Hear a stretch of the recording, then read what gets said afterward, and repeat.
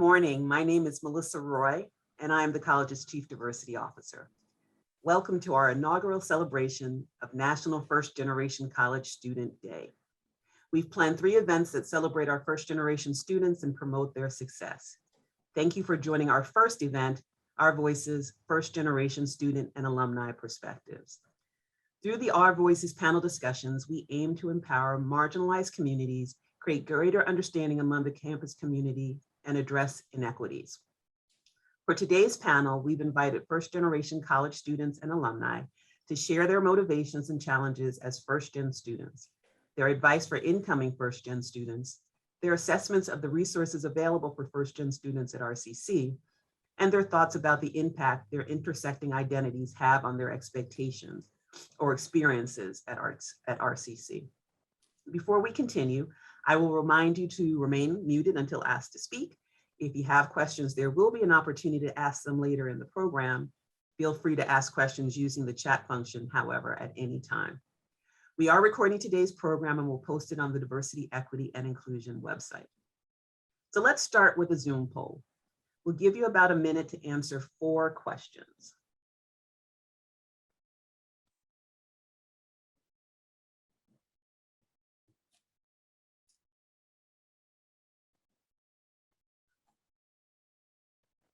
Great, thank you.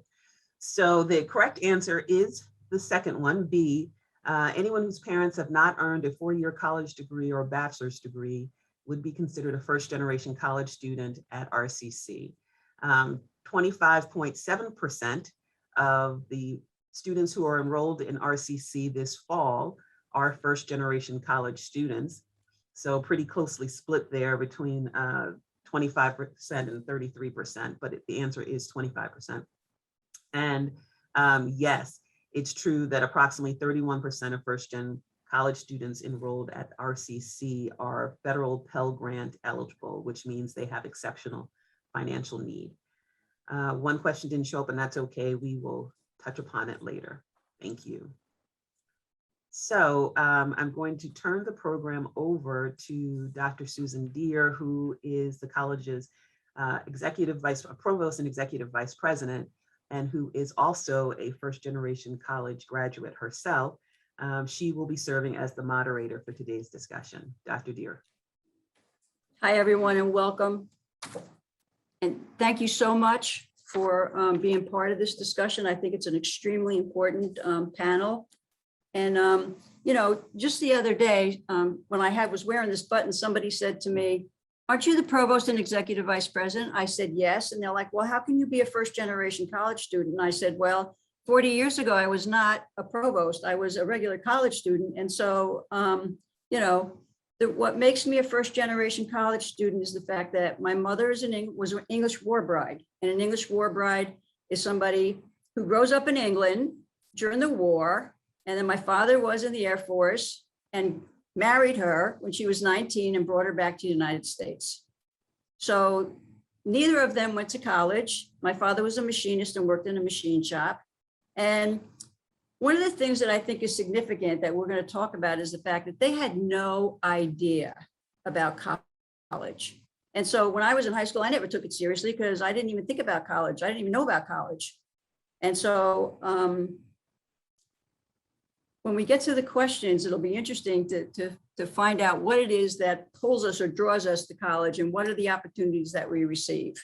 So I'm very thankful for the support that I received, and I'm looking forward that as you know, we here at RCC can support first generation students. I think that, you know, we will do whatever we can because we have more and more first generation students who need our help.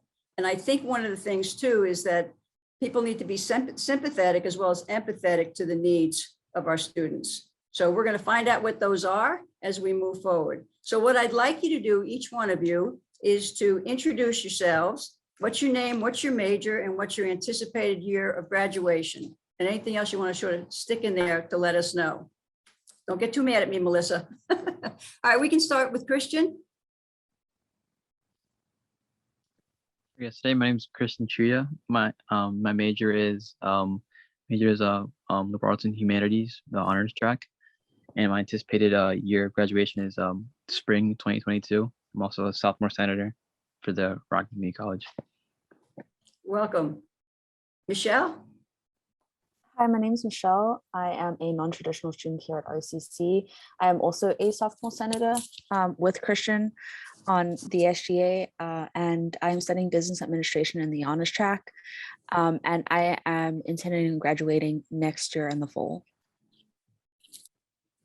Great. Julianne? Hi, my name is Julian Suarez. I am majoring in nursing, and my anticipated year of graduation is spring 2023, and I am in Trio. Great. Jose? Good morning, everyone. My name is Jose Mazariego. I am an alumni at RCC. I graduated in 2018 with a associate's in business administration, and then I transferred to Guru College, but I pursued a BBA in statistics and quantitative modeling. And I'm currently in the process of starting my graduate program in a master's in public health and epidemiology, with social epidemiology. So yeah. Wow. Well, welcome to the four of you. You know, somebody said to me, well, if you were not motivated to go to college, or if nobody told you about college, how did you know to go? And so there's one answer to that. And the answer is that I wanted to play basketball. When I was in high school, I played basketball. I wanted to play basketball, and there was no place for girls or anybody really to play basketball except going to college. So the thing that motivated me, all right, to go to college was the fact that I had the opportunity to play basketball. I didn't think about the courses. I didn't think about what I wanted to be. All I wanted to do was play basketball, and I did. But obviously along the way, I learned a few other things. So let's find out what motivated you. Who would like to go first? Okay, Christian.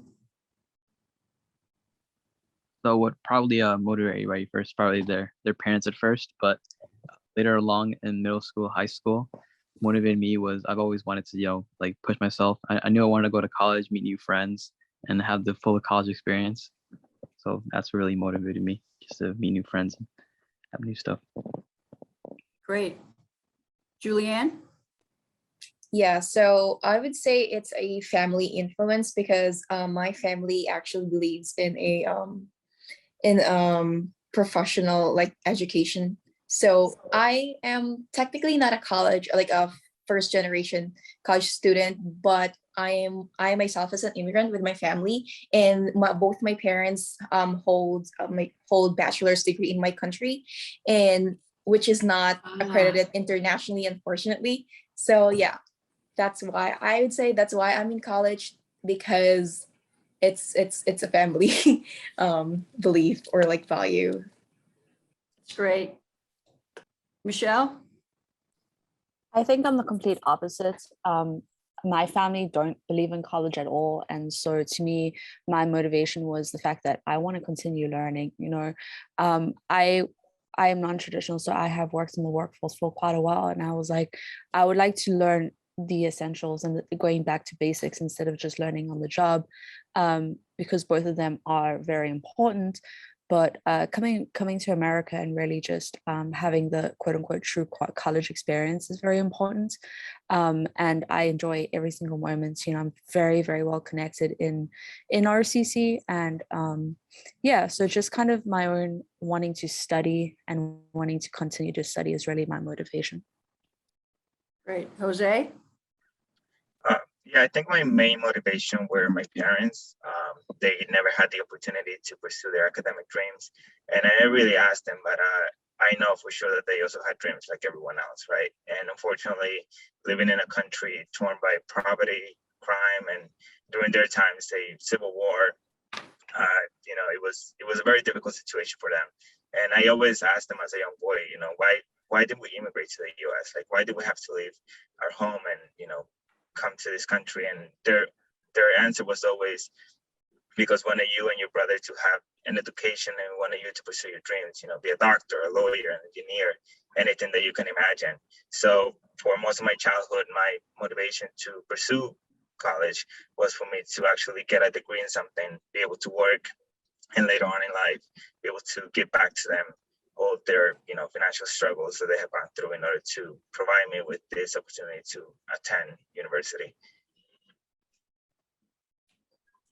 Great. We always talk about, or we try to look at equality versus equity. And to put it really simply, equality is where everybody gets the same thing. Everybody has the same thing. Equity is everybody gets what they need. And so one of the things that is really important, obviously, is equity. And so the kinds of things that are unique to first generation college students is what we'd like to talk about next. And I think for me, really quickly, one of the most unique things for me was that, I didn't know what to do. In high school, you got your textbooks. Then all of a sudden I found out I had to buy my textbooks. Well, I had to give up lunch for 3 weeks because I had to buy my textbooks. So there are a lot of things that you don't know. And a lot of things you don't know what the opportunities are, because everybody just sort of gets meshed together. And it's like we as first generation college students, without that knowledge, we don't know. So that's where I came from. It took me probably about 2 semesters to finally, get with the program and figure things out. But if I had some help prior to that, it would have been a lot easier. So what do you think, Julianne? So I go back because I actually am fresh to the United States educational system because we just moved here like 2 years ago with my family. And the Philippines, like the place where I came from, actually had a different educational system. So in high school, so we only have from 6 years of elementary, you go straight to high school. Then you have 2 years of senior high school. That's the 11th and 12th grade, which in conversion is in here is just a senior year in high school. So junior high school consists of 4 years.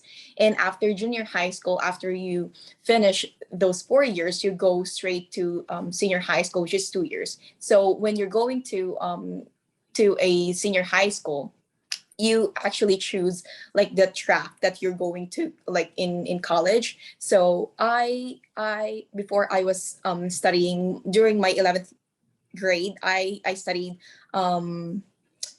I went to the ABM track, which stands for the academic business and management track. So I'm literally on the other side of the spectrum compared to what I'm studying right now, which is nursing.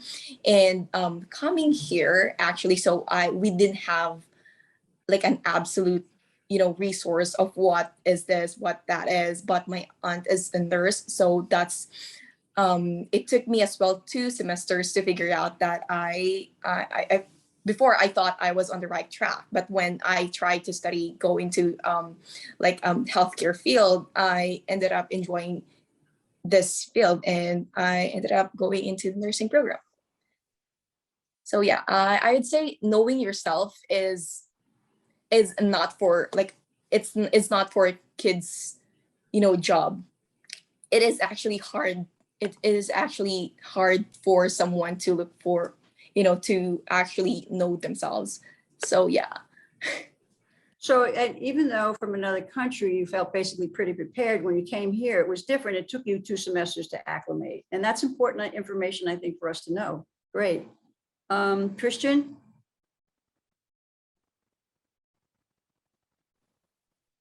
Sorry, what was the question again? If I can even ask. What kinds of challenges are unique, do you think, to first generation college students?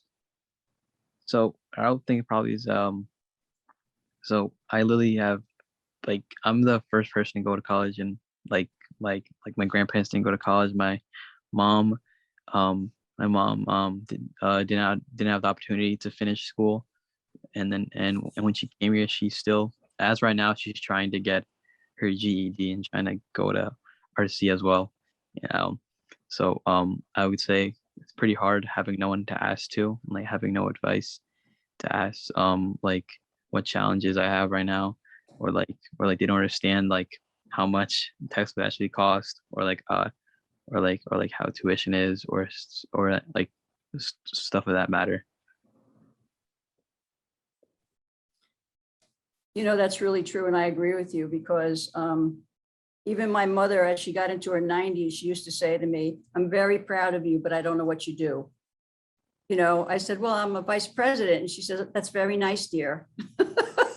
because, she has like no concept, like she would visit, but had no idea what I would do. So it's rough because you don't get a lot of guidance because they don't have the background information. So Michelle? I think I want to piggyback off of what Christian said. Like, no one's there to advocate for me. I have to advocate for myself. And it's so hard because I don't understand the system. I don't understand anything. I recently learned that if I don't gel with a professor, I'm able to change the classes and, it's okay. But I never knew that before. And that was very detrimental in my education last semester. So it's just things that, there's so many things that I just don't know, but I don't know that I don't know them because they weren't ever told to me and there's no one to advocate for me. And I think that's the biggest challenge.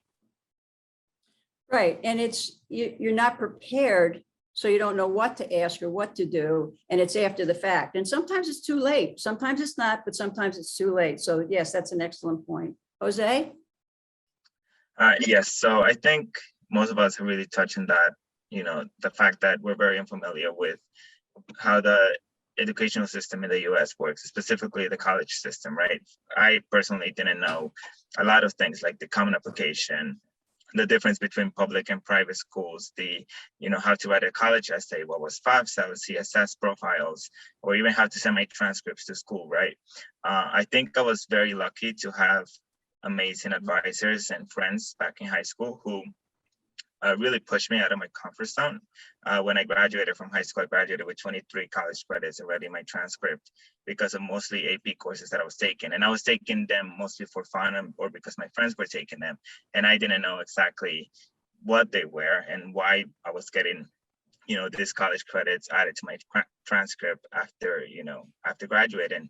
So I think that, I was very lucky to have met so many amazing people throughout high school that I was able to ask questions, but it was very hard, and most of it was on my own research and doing everything, trying, basically making mistakes and continuing and trying to pursue my dreams. I think the fact that first generation college students advocate a lot for themselves or ourselves, I think that leads us into the next question that you could really help with. Actually, the next two questions. Let's start with the first one is, in what ways does RCC do a good job of supporting first generation college students? What are we doing right? Jose? Yes, so I think that there is a lot of resources available at RCC, resources that I used when I was a student and resources that I found out that they have added newly these past few years after I graduated. Support groups, I think that there's a lot of things that one of the major things that first generation college students have to deal with is, our mental health and trying to basically do this on our own. And that really kind of hurts, us in a way. And I think that one of the major resources that RCC has is advocating for mental health and providing counseling and resources, support groups for college students who might feel like they're alone in this process, and when in reality they're not. Great. Julianne? I would say it's not like I'm advertising like any kinds of clubs, but I would say Trio because it helped me a lot, especially in providing resources to me. I didn't know a lot of stuff prior to entering that program or club as well. I'm also in honors program, and honors does actually provide abundance of resources to students. They provide, they do send email every week, like for students with different kinds of resources that could be used, like different jobs, opportunities. And in Trios, they do support you in a way that actually it's not like literally promote your mental like stability, but in different ways, like the FAFSA support. A lot of students, and especially in RCC, don't know how to manipulate FAFSA or apply in FAFSA, and they provide those kinds of sessions in Trio. Great. Christian? I would just say the overall faculty and teachers, because I haven't met a single person on campus that hasn't helped me through like everything. Like I can ask the financial aid office, I can ask any office, and they would help me with any question I have. And especially the teachers as well. The teachers are always there for you, at least in my opinion. Like with any question I have, whether it's school related or class related, they help me with anything I have. So I would say the faculty is just amazing, like and they did a great job, helped me my first year. All right, Michelle Cavano. I'm going to introduce Michelle Dominguez in a second. Okay, Michelle? I also want to say Trier. Trier is amazing. I'm in Trier as well, and they're just fantastic. And the biggest help for me is the honors program. Dr. Lynch is like incredible, and I did see her here a little bit ago. But seeing how passionate they are and how passionate everyone in the honors program is really just so amazing. And they're always there to answer your questions day and night.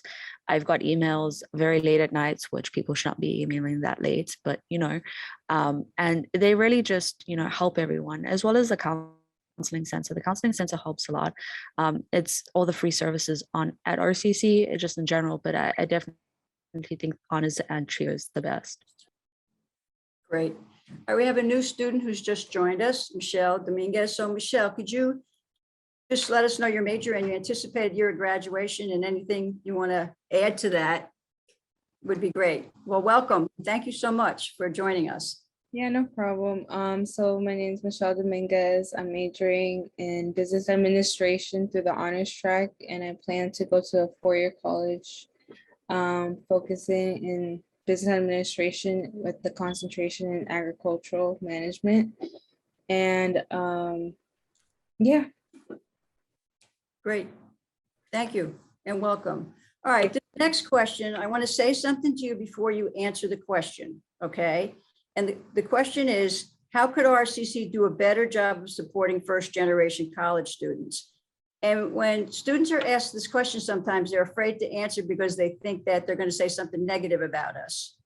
But I want you to know that this is not something negative. What we're asking this question for, and this is a very, very important question, because we need to grow and we need to improve. So anything that we could do differently to help you is not a criticism. It's something that will really help us. So when you answer the question, don't be afraid to put it out there and say, well, you need to do this, you need to do this, you need to do this. All right. And I'm not giving you the answers. That's why I'm saying this, this, and this. Okay. So the question is, again, how could RCC do a better job of supporting first-generation college students?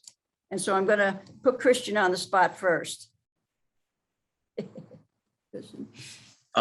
my opinion, I think RC has done a great job so far, at least in my opinion. Like through almost all my semesters here, done a great job. The faculty, teachers, like I said before, teachers have been amazing.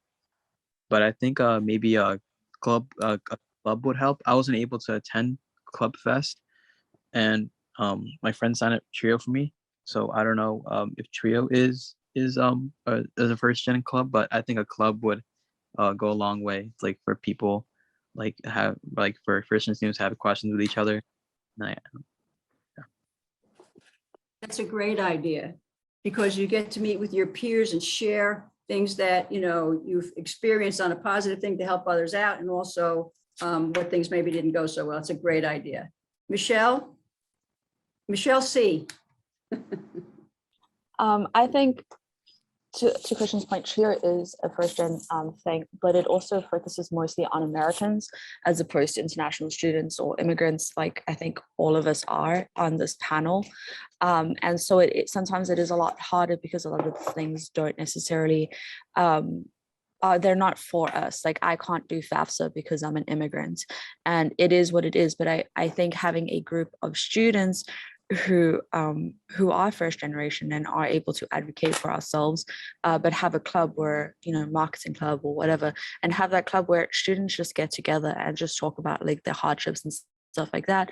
And then, you're able to give advice instead of feeling kind of embarrassed because, I have to set a meeting with an advisor and I feel too awkward, or I feel very embarrassed because this is a quote unquote stupid question, even though there are no stupid questions. It's very important to have something like that. Great idea. Great. Julianne? Although RCC is really doing a great job, especially with they even provided students with laptops, the ones that they cannot afford, which I was one of that before. But I agree with what Michelle said. Okay. It's more of the club. It's more of like a minor like alterations, but everything so far is great. Great. Okay, Jose? Yeah, I think there's a lot of, like I mentioned before, in the previous discussion, there's a lot of resources that the school has, right? And unfortunately, a lot of those resources that they have, I had to find them on my own by asking and, asking professors or, being at the verge of, breaking down in tears, asking for the counseling center. So there's a lot of resources that school has, but I feel like there's a lack of advertising these resources to first generation college students. And a lot of us feel like maybe they're not the resources that we need, when in reality it is, right? I think as a student RCC, the next step towards forward is for your university. And although the honors program does have a transfer seminar, I feel like the school as a whole should have this seminar, is either for the whole school or for first generation college students who may not be aware of the resources available in other schools or in the transferring process. Yeah, that's true. Maybe not everybody knows about the resources or that they do exist. And we're trying to do more with open educational resources to save students the, cost of textbooks. And that's been very, very successful. We've saved over $1 million in textbook costs over the last several years for our students. For me, that's huge. So thank you for that. Michelle, Dee? I would also have to agree. I mean, there's maybe like minor alterations, but like with the club idea, I would also agree with that, because maybe like one student from first generation might know something that I don't know, and then we can just like work together. Like, oh, you knew this, but I didn't know that, or like whatever, and we can share ideas like that and just grow together, because sometimes that's how we learn together, and that's how we can grow. Great. I think Julianne probably was one of the most prepared, even though it was in another country. I think that she did get a lot of guidance from her parents and from the education that she received. And one of the things that I remember way back in the day was the fact that, I never took SATs because I wasn't going to college. So that cut me out of every single four-year institution. We took this thing called Regent Scholarship Award. It was 300 questions. It was an exam. And I answered 100 of them. And then for the last 200, I just answered A, because I didn't take it seriously. And that's the truth. The other thing is that, like I told you before, I wanted to play basketball. So when I went to college, I played basketball, but I had no idea what I wanted to be. I had no dream of what I wanted to be, because it just wasn't in who I was. My mom was a stay-at-home mom, and I could never say she didn't work, because she said raising 7 children is work. So don't you dare say I didn't work. My father was a machinist, and I had no idea what I wanted to do. So it probably took me, and I'm going to say 4 or 5 years, to figure out that, hey, I like academic administration. And so that's why I am where I am today. But I think if I had a little bit more preparation, all right, I might have made that decision sooner. So what do you think about, what you did in preparation, what you wish you had done in preparation before you got to RCC? And let's go with Michelle D. All right. So yeah, in like high school, like I didn't know, like in order to get to a top tier college, you would have to join activities, you would have to do sports, get involved. And as a first generation, like my mom and my parents were like new to this country, and like they didn't know any of that, like they didn't know how that worked. So like we were very like independent and like very reserved, because it's a new country to us, and like we didn't know any of that. So that was something I would say difficult. And I'm sorry, what was the question? I didn't. Excuse me, I didn't hear you. I think, go ahead. What was the question again? Did you take SAT college prep courses in high school, or did you know what you wanted to do career-wise, and did you feel prepared? No, I didn't know. I had to find myself and just overall, like through RCC, I realized what I wanted to do, but in high school, I didn't really figure out what I wanted to do because I was still stuck in like I just didn't know. I was just doing my homework and just overall just didn't focus on that because I didn't know that had to that was a requirement for colleges, and just I just focused on that in the last minute, like my senior year and near my end of my junior year, I started like rushing through everything because and it created like this anxiety too because I'm like, oh shoot, I don't have any SATs or any clubs to put down in my resume and or anything like that. So yeah. Great. Jose? I'm a huge advocate for changing your career path multiple times. I did it myself throughout my college career. From a very young age, I always wanted to be an accountant, and I always wanted to study accountancy. And I started my career RCC with that dream of being an accountant. And I think I took a few accounting courses, and I'm a very mathematical person. And I think that it got a little bit boring for me, and I was just like, this is definitely not something that I want to do. So I did change my career path multiple times. I went into English, then I went into mathematics, and then at Baruch College I went into statistics, and now I'm going into public health. So it is definitely, I feel, okay to not be sure what you want to do. There's a lot of opportunities RCC to explore different career paths and different tracks that you want to do, especially because it's not as hard as anyone will think to change career paths, right? RCC requires a lot of basic requirements for any other tracks, and I feel like during the first year you have a big range of opportunities to look at different academic paths that you want to go into. I agree with you. I know you find this hard to believe, but I was a men's and women's athletic director for quite a few years. And then all of a sudden I decided that's not really what I wanted to do anymore. And I became a provost and executive vice president. So yes, it's always good to keep an open mind. Julianne?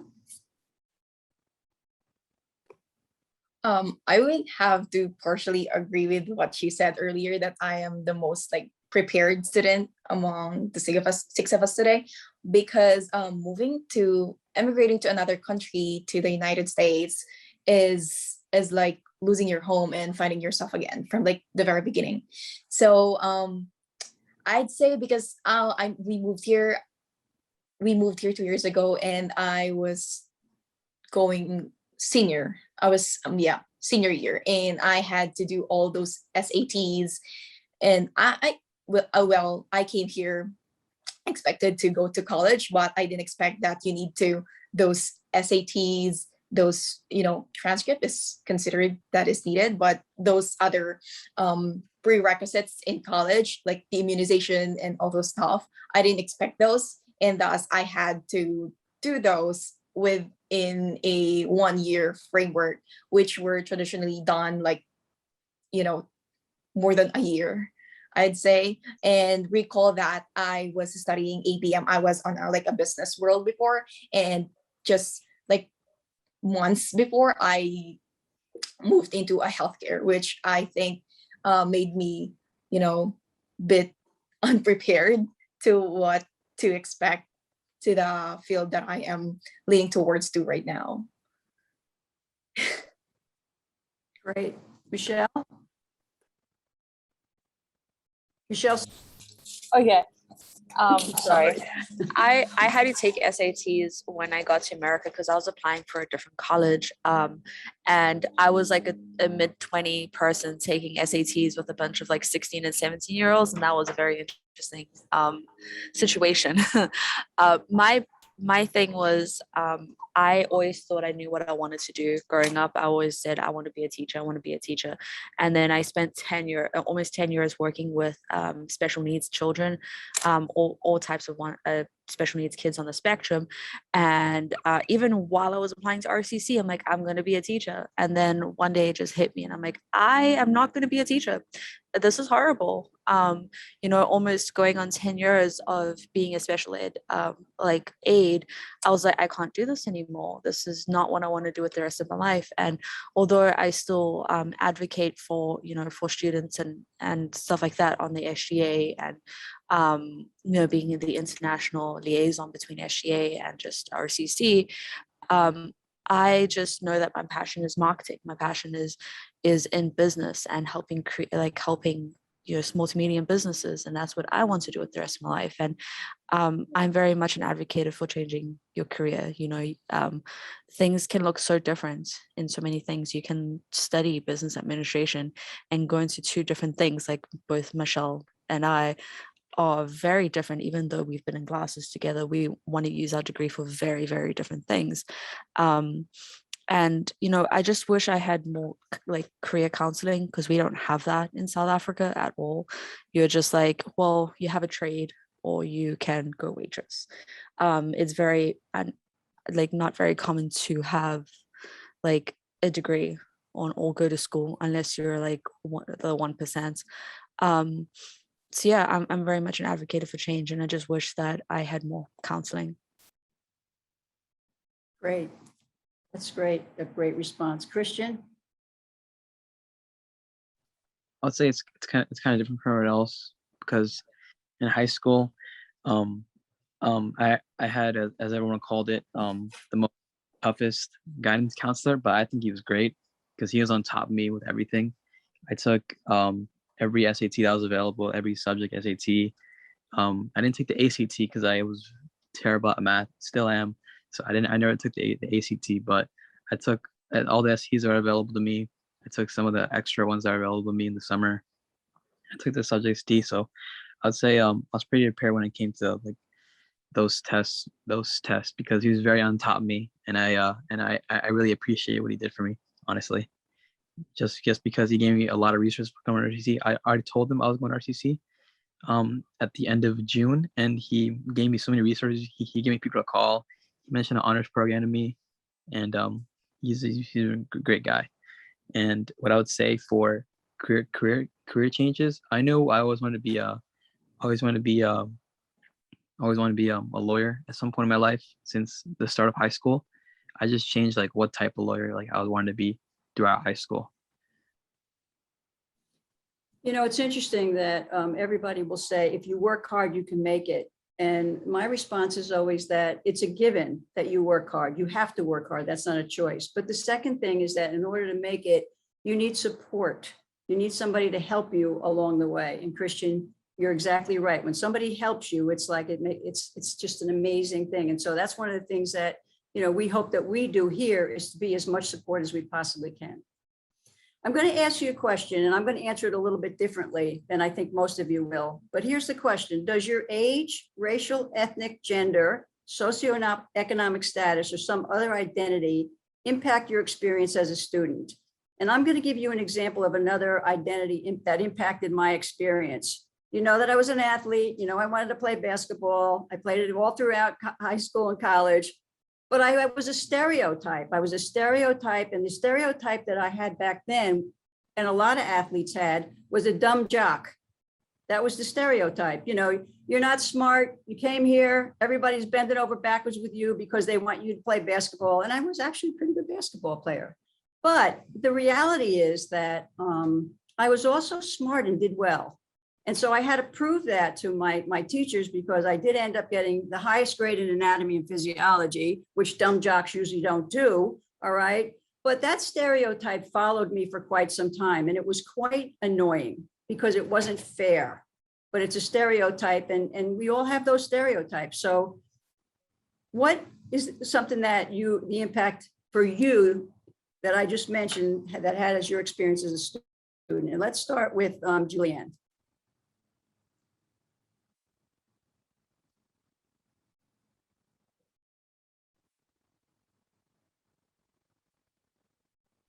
I'm sorry. Yeah.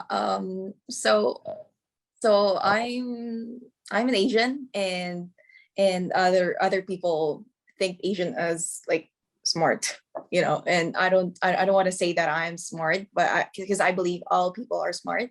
And I feel like with that stereotype, it's just there's no space for you to fail. And I don't like that idea, because I am also a human and I do commit mistakes a lot of times, and that's how I learn from it. And people think that I'm smart probably because I went through that before, and this is the product of who I was, of who I became today. That's all I get to say.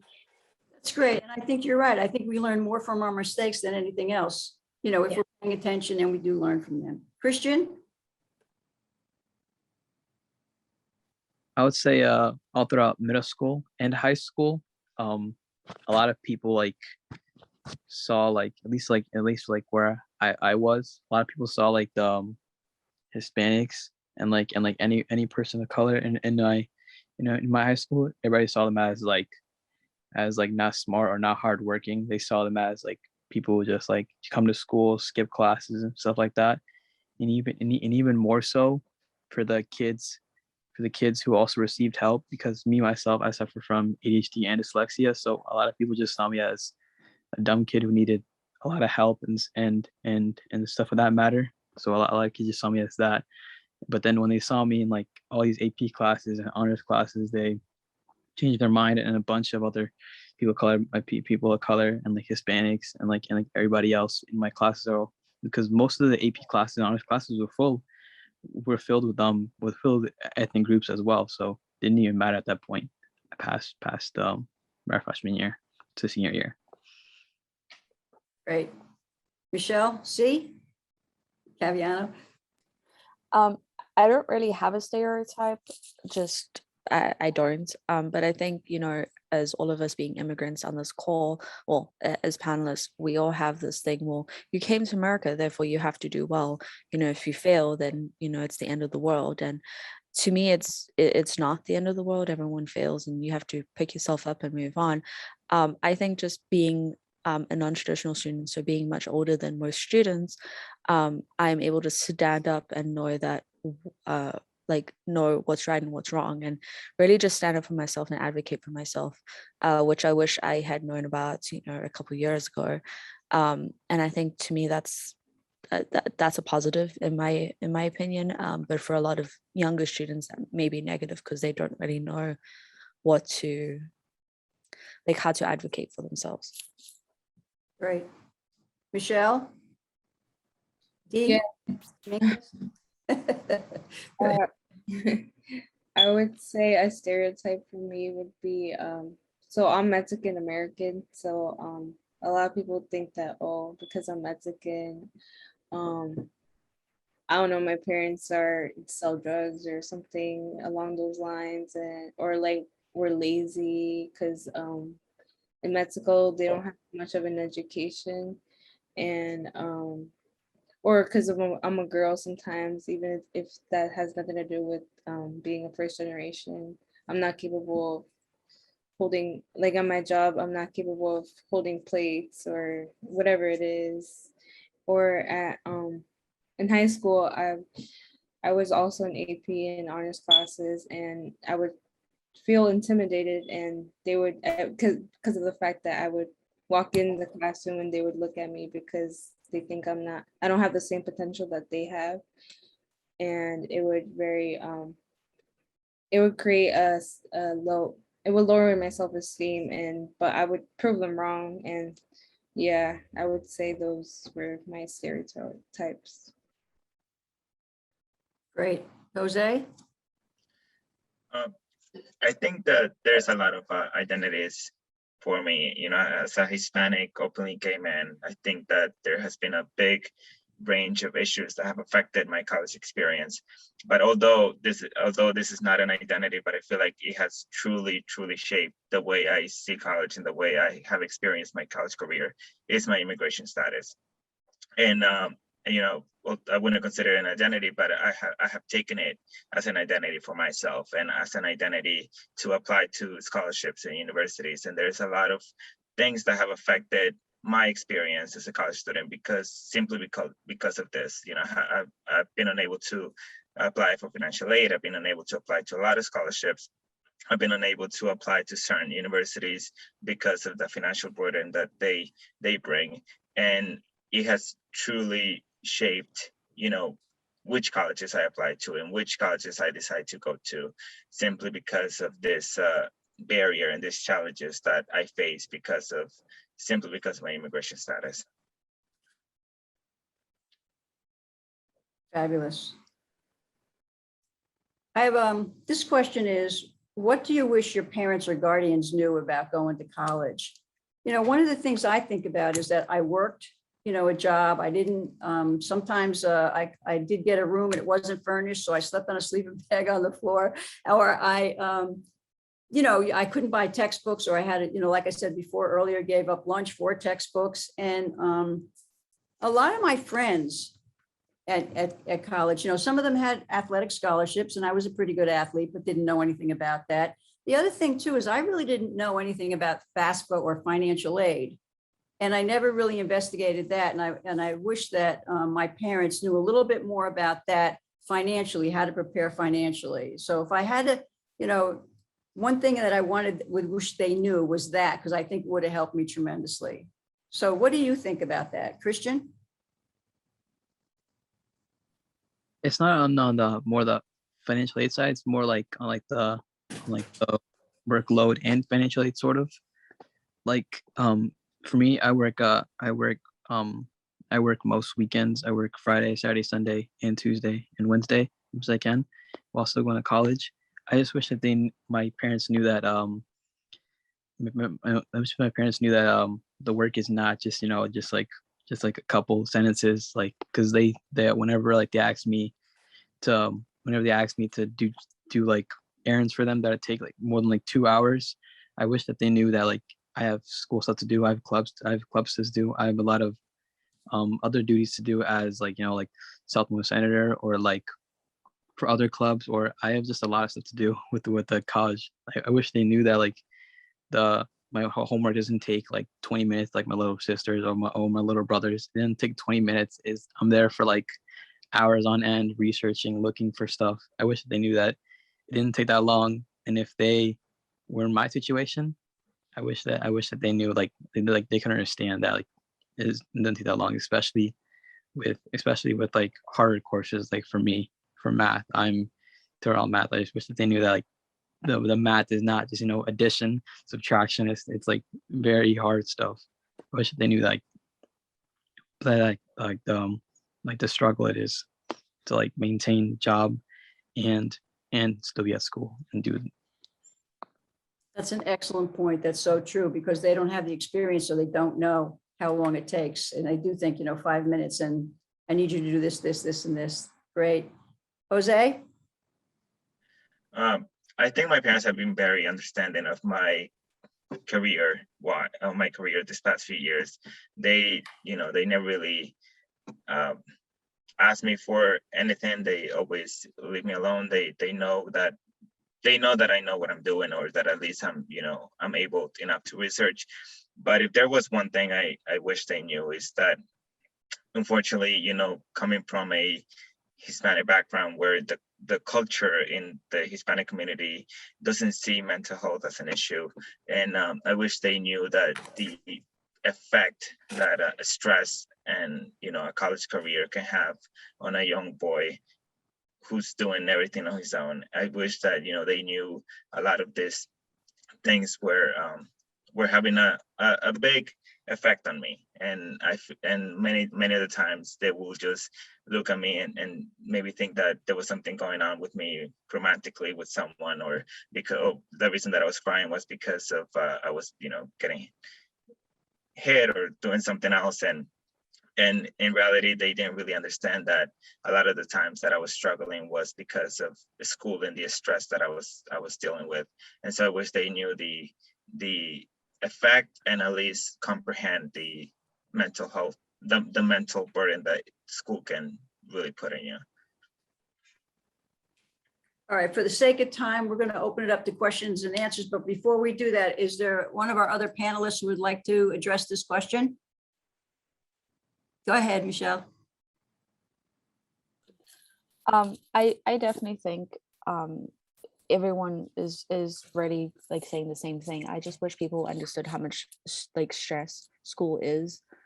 School isn't just, you know, going to class and calling it a day. It's homework. It's hours and hours of homework. It's when you get something wrong, you have to like practice it, or you have to study it again and again to understand where you went wrong or how you went wrong in the tutoring, and you know, all of that. It all makes so much, like it all takes so much time, and I just wish people would understand that more. Well, I'd like to thank all the panelists. You were excellent, by the way. You volunteered and gave so much important information. You know, a lot of times we have panelists who we sort of have to, where it's like pulling teeth, but you were absolutely excellent. So with that, I guess for the last few minutes, I'll hand it back over to Melissa Roy. And let's have a hand for our student panelists. Excellent, excellent, excellent. Thanks so much, Dr. Deere, for your role in today's panel discussion, which was wonderful. I'm so glad that we had our student panelists who were able to participate. We know that first generation college students are often highly motivated and eager to excel in college, and these students demonstrated that today. Sometimes, as they mentioned, they need help finding out what resources and support are available to them. So let's close with a Zoom poll. We'll give you another minute to answer this question.